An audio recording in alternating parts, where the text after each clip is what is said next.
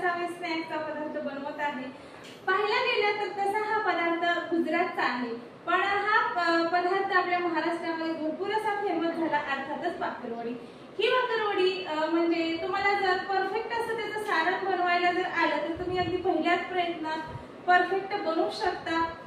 भाकरवडी खुसखुशीत होण्यासाठी भरपूर अशा स्टेप बाय स्टेप मी सगळ्या इतर टिप्स तुम्हाला सांगितलेल्या आहेत, त्यामुळे व्हिडिओ तुम्हाला शेवटपर्यंत पाहायचा आहे। मैत्रिणींनो, नेहमीप्रमाणे हा सुद्धा व्हिडिओ भरपूर अशा टिप्सने परिपूर्ण आहे।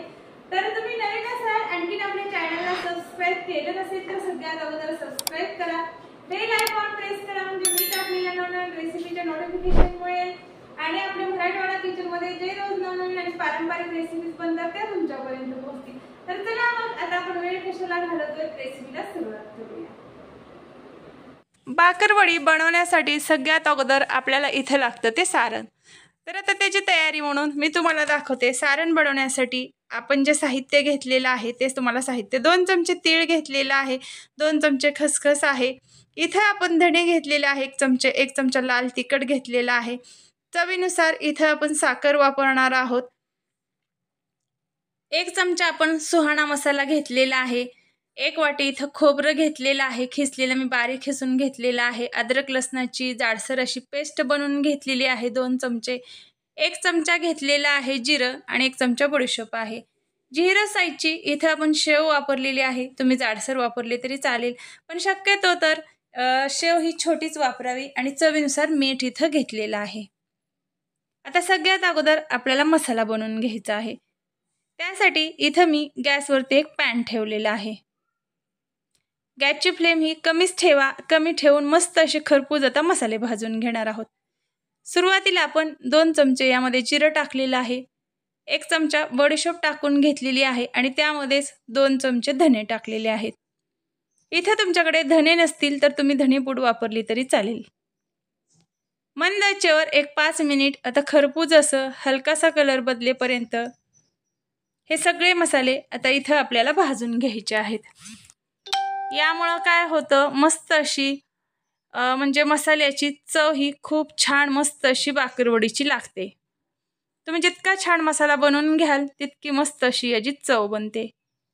आता जी खसखस घेतली होती आणि जे तीळ घेतले होते 2-2 प्रत्येकी चमचे ते इथं आपण टाकून घेतलेले आहेत। तर सुरुवातीला आपण हे सगळे सुके मसाले भाजून घेतोय आणि नंतर आपण यामध्ये खोबरे भाजून घेतोय। तर खरपूस असं मस्त तांबूस रंगाचं होईपर्यंत हे सगळं मिश्रण आपलं भाजून तयार झालेलं आहे आणि थंड होण्यासाठी एका डिशमध्ये मी काढून घेतलेलं आहे।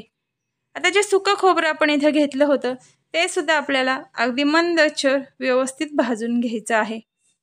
मैत्रिणींनो, भाकरवडी जर आपण स्टेप बाय स्टेप व्यवस्थित बनवली तर बनवायला अगदी सोपी आहे। पाहायला गेलं तर तसा हा पदार्थ गुजरातचा आहे, पण आपल्या महाराष्ट्रामध्ये भरपूर असा हा फेमस झाला। भाकरवडीची खरी चव ही आतल्या सारणावरती असते आणि भाकरवडी ही थोडीशी आंबट गोड असते। असे चाटचे पदार्थ आंबट गोडच राहतात आणि खाण्यासाठी मस्त असे चटपटीत आवडतात। आंबट गोड असतात म्हणून तर ते लहान मुलांचे फेवरेट चाटचे पदार्थ असतात। आता यामध्येच टाकून घेतोय कोथिंबीर। तर कोथिंबीर सुद्धा इथे आपण भाजून घेतोय, त्यामुळे काय होती भाकरवडीला ही बुरशी येत नाही। जर ओलसर कोथिंबीर आपण या सारणामध्ये वापरली तर लवकर बुरशी लागते आणि भाकरवडी हा असा पदार्थ आहे एक 2-3 महिने सुद्धा टिकू शकतो। हा एक प्रकार मासवडीचाच आहे, पण मासवडी एक 4 ते 5 दिवस शक्यतो तर टिकते। त्यामध्ये भरपूर असा पाण्याचा म्हणजे वाफलताना वापर केला जातो किंवा जे सारण असतं ते सुद्धा थोडंसं ओलसर असतं आणि भाकरवडीचं जे सारण असतं ते सुक्कं असतं, त्यामुळे भाकरवडी एक 2 ते 3 महिने आरामात टिकते। त्यामुळं बुरशी लागू नये म्हणून काळजी म्हणून इथं आपण कोथिंबीर खोबऱ्यासोबत खरपूस अशी भाजून घेतलेली आहे। तर इथे आपले खोबरे सुद्धा व्यवस्थित भाजून तयार झालेले आहेत। आता हे सगळं मिश्रण आपण काढून घेणार आहोत एका डिशमध्ये। मसाला हा नेहमी खरपूस भाजून घ्यावा, त्यामुळे काय होतो त्या पदार्थाची चव मस्त अशी मसाल्यावरतीच अवलंबून असते।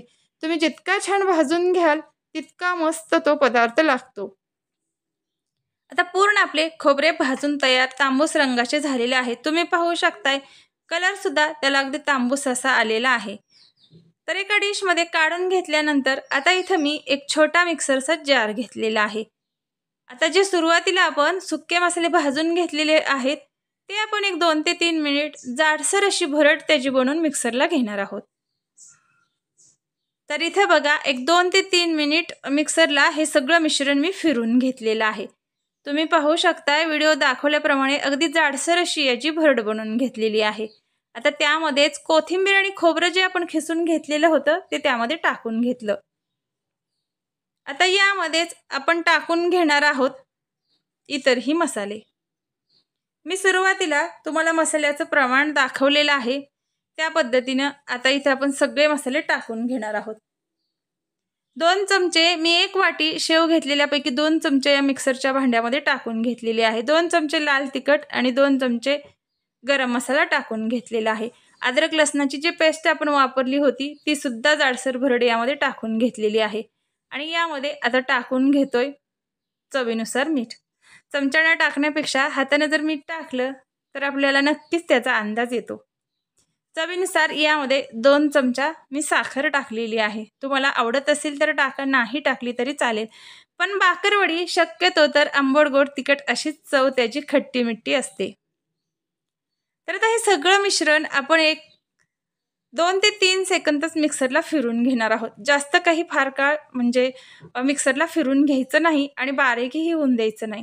याची जाडसरच हे मिश्रण थोडंसं जाडसर अशी भरड याची ठेवून घ्यायची। आता चमच्याचा वापर न करता हाताने हे सगळं मिश्रण आपल्याला एकजीव करून घ्यायचं आहे।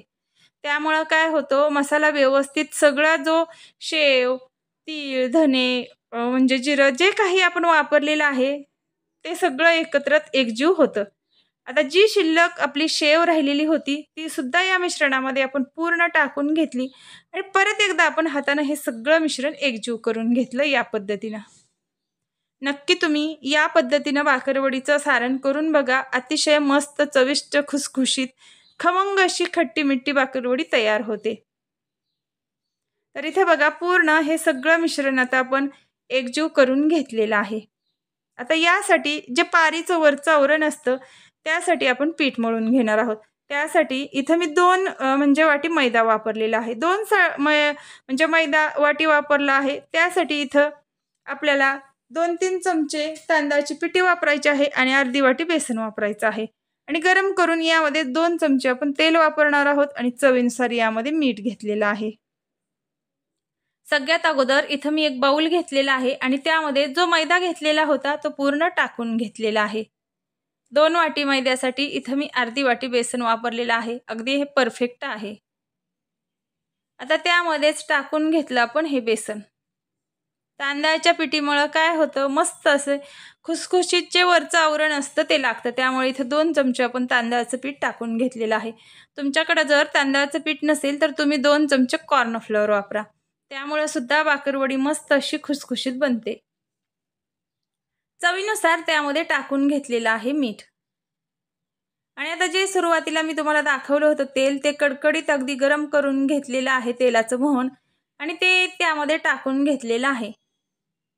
आता तेल सुरुवातीला गरम असल्यामुळे हाताने हे पीठ न मळता आपल्याला काय करायचं आहे एका चमच्याच्या साहाय्याने व्यवस्थित एक 5 मिनिट मिश्रण थंड होईपर्यंत चमच्याने हलवून घ्यायचं, म्हणजे आपल्या हाताला चटकेही बसणार नाहीत आणि जे म्हणजे मोहन असतं ते परफेक्ट पिठाला खुसखुशीतपणा येण्यासाठी लागतं। त्यामुळे गरम गरमच चमच्याने हलवून घ्यायचं। तर इथे बघा एक 5 मिनिट मी व्यवस्थित चमच्याने हे सगळं मिश्रण हलवून घेतलेलं आहे। आता 5 मिनिट आपण हाताने हे सगळं व्यवस्थित मळून घेणार आहोत। तर या पिठाचा म्हणजे मुटका होईपर्यंत यामध्ये तेलाचं मोहन परफेक्ट कसं झालं हे आपल्या लक्षात येतं। आता यामध्ये आपण टाकून घेतोय पाणी। इथे आपल्याला गरम पाणी काही वापरण्याची आवश्यकता नाही, आपण साधं सिंपल पाणी वापरणार आहोत। तर कोणतंही पीठ मळत असताना मैत्रिणींनो एकदम कधीही पाणी त्यामध्ये टाकून घ्यायचं नाही। पाणी टाकत असताना नेहमी म्हणजे थोडंसं करत पाणी टाकून घ्यायचं। त्यामुळे काय होतं पूर्ण पाण्याचा आपल्याला अंदाज येतो आणि आपल्याला हव्या त्या प्रमाणामध्ये आपण व्यवस्थित पाणी टाकून घेऊ म्हणजे पीठ मळून घेऊ शकतो। इथं बघा आपलं पूर्ण हे पीठ मळून तयार झालेलं आहे। तर आता एक 10 मिनिट आपण पीठ ठेवलं होतं व्यवस्थित मस्त असं, म्हणजे हव्या त्या प्रमाणात आपल्याला पीठ व्यवस्थित सेट झालेलं आहे। आता इथं मी पारी बनवण्यासाठी एक छोटा त्याचा गोळा बनवून घेतलेला आहे आणि एक 2 मिनिट व्यवस्थित तो पोळपाटावरती मळून घेतलेला आहे। आता हे पीठ व्यवस्थित मळून घेतल्यानंतर याची एक छोटी मी पारी बनवून घेतलेली आहे। बाकरवडीची किंवा मासवडीची जी आपण म्हणजे पोळी लाटून घेतो ती थोडीशी जाडसरच ठेवावी, त्यामुळे काय होतं भरपूर अशा लेयर आणि जो खुसखुशीतपणा असतो तो पूर्ण त्यामध्ये उतरतो। त्यामुळे नेहमी बाकरवडी किंवा मासवडी याची पोळी लाटत असताना जाडसरच ठेवा। आता व्यवस्थित आपल्याला ही पोळी लाटून घ्यायची आहे। नक्की या पद्धतीने तुम्ही बाकरवडी बनवून बघा, अतिशय मस्त खुसखुशीत आणि पहिल्याच प्रयत्नात तुम्ही सुद्धा अगदी परफेक्ट अशी म्हणजे बनवाल। इथे बघा जाडसर अशी मी याची मीडियम साईजची पोळी लाटून घेतलेली आहे। आता मी सुरुवातीला सांगितलं होतं की खट्टी मिठ्ठीच मस्त अशी लागते, त्यासाठी आता आपण चिंचेचा कोळ याला लावून घेतलेला आहे। या मिश्रणामध्ये आपण इथं साखर वापरल्यामुळे सारणामध्ये इथं चिंचेच्या कोळामध्ये आपण गूळ वापरलेला नाही, तुम्ही वापरला तरी चालेल। आता पूर्ण जे आपण सारण तयार करून घेतलं होतं ते चिंचेच्या कोळावरती व्यवस्थित इथं आपण पसरून घेतलेलं आहे। तर काटापर्यंत याच्या व्यवस्थित पसरून घ्या, त्यामुळे काय होतं बाकरवडी भरपूर असं त्यामध्ये सारण बसतं आणि खाण्यासाठी एकसारखी मस्त अशी खुसखुशीत लागते। आता इथं दाखवल्याप्रमाणे व्यवस्थित याच्या म्हणजे घडी बनवून घ्यायची। जितके छान म्हणजे व्यवस्थित त्याच्या जास्त घडी बनतील तितके त्याला लेयर्स जास्त येतात आणि खाण्यासाठी सुद्धा मस्त अशी खुसखुशीत होते। मी व्हिडिओ दाखवल्याप्रमाणे इथं तुम्ही आता कट करून म्हणजे घ्यायची। तर हे सारण आता कट केल्यानंतर बाहेर येऊ नये म्हणून आपल्याला काय करायचं आहे ते मी तुम्हाला दाखवते। व्हिडिओ दाखवल्याप्रमाणे कट करून घ्यायचे आणि त्याला थोडंसं हलक्यासा हाताने प्रेस करून घ्यायचं, त्यामुळे काय होतं जे आतलं आपलं सारण असतं ते तळताना अजिबात बाहेर येत नाही। जर तुम्ही हलक्या हाताने जास्त जर याला प्रेस करून घेतलं तर ही वडी चपटी सुद्धा बनते आणि याला लेयर अशा भरपूर येत नाहीत। त्यामुळे ज्यावेळेस आपण प्रेस करून घेतो त्यावेळेस काळजी घ्यायची आहे की अगदी हलक्या हाताने प्रेस करून घ्यायच्या, त्यामुळे काय होतं सारणही तळताना बाहेर येत नाही आणि वडी ही मस्त अशी खुसखुशीत बनते। बाकरवडी ही खुसखुशीत बनली तरच ती खायला सुद्धा छान लागते। बाकरवडी जर अशी निब्बर झाली तर खाण्यासाठी सुद्धा म्हणावी अशी त्याची चव बनत नाही। आता इथे बघा या पद्धतीने आपली म्हणजे बाकरवडी आपण बनवून घेतलेली आहे। तर मी तुम्हाला दाखवते भरपूर अशा किती त्याला लेयर्स सुद्धा आलेले आहेत, तुम्ही पाहू शकताय आणि सारण सुद्धा त्याचं अगदी परफेक्ट असं म्हणजे तयार झालेलं आहे। आता तयार झालेल्या बाकरवड्या आपण तळून घेणार आहोत। त्यासाठी इथं मी एक पॅन घेतलेला आहे आणि त्यामध्ये तेल घेतलेलं आहे। बाकरवडी तळत असताना तेल हे थोडंसं भरपूर वापरा आणि कढई सुद्धा थोडीशी मोठी वापरा। आता यामध्ये सोडून घेतोय आपण बाकरवडी। बाकरवडी तळत असताना सुरुवातीला एक 5 मिनिट हाय फ्लेमवरती तळा आणि नंतर 5 मिनिट म्हणजे मीडियम साईजच्या गॅसवरती तळा, त्यामुळे काय होतं मस्त असा कलर सुद्धा येतो आणि खुसखुशीतपणा बाकरवडीला छान असा येतो। तर इथं बघा व्हिडिओ दाखवल्याप्रमाणे कलर सुद्धा अतिशय याला किती छान असा आलेला आहे। नक्की तुम्ही या पद्धतीने मराठवाडा किचनच्या पद्धतीने बाकरवडी करून बघा, खाण्यासाठी मस्त तर लागेल पण अगदी पहिल्याच प्रयत्नात तुमची सुद्धा परफेक्ट बनेल। तर एक 10 मिनिटं लागलेला आहे ही बाकरवडी आपल्याला तळण्यासाठी। कलर सुद्धा अतिशय छान आलेला आहे आणि खरपूस अशा तळून तयार झालेल्या आहेत।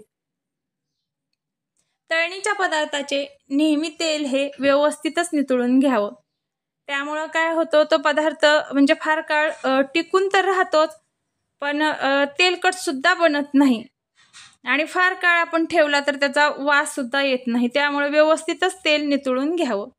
आता इथं मी एक डिश घेतलेली आहे आणि त्यामध्ये ही तयार झालेली बाकरवडी काढून घेतलेली आहे। तर तुमच्या बघा पाहिल्यानंतर लक्षात आलं असेल की किती छान आतलं सारण सुद्धा अगदी त्याला परफेक्ट बसलेलं आहे आणि बाकरवडीला लेयर सुद्धा खूप साऱ्या अशा सुटलेल्या आहेत। तर मस्त अशी खुसखुशीत आपली बाकरवडी तयार झालेली आहे। आणि कशी वाटली तुम्हाला मैत्रिणींनो ही रेसिपी ते मला तुम्ही कमेंट करून सांगा। लाईक करा, जास्तीत जास्त शेअर करा। तर चला मग मैत्रिणींनो, भेटू आपण उद्या 1 वाजता अशीच काहीतरी नवीन आणि पारंपरिक हटके रेसिपी घेऊन। तोपर्यंत बाय बाय।